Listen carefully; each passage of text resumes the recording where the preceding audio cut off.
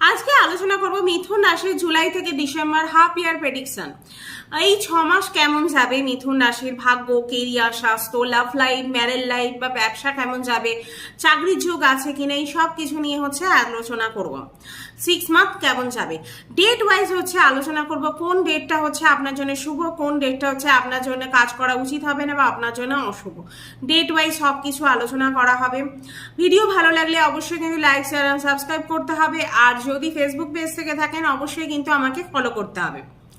এবার দেখে নেবো এই 6 মাস হচ্ছে গ্রহগুলো কে কোথায় বসে আছে। জুলাই মাসে মোটামুটি আপনার ফার্স্ট হাউসে বসে আছে রবি শুক্র, সেকেন্ড হাউসে বসে আছে বুধ, আর হচ্ছে আপনার ফোর্থ হাউসে বসে আছে কেতুদেব, আর আপনার 9 হাউসে বসে আছে শনিদেব, আর 10 হাউসে বসে আছে রাহু, আর আপনার 11 হাউসে মঙ্গল, আর 12 হাউসে বৃহস্পতিদেব। এই হচ্ছে গ্রহগুলো মোটামুটি বসে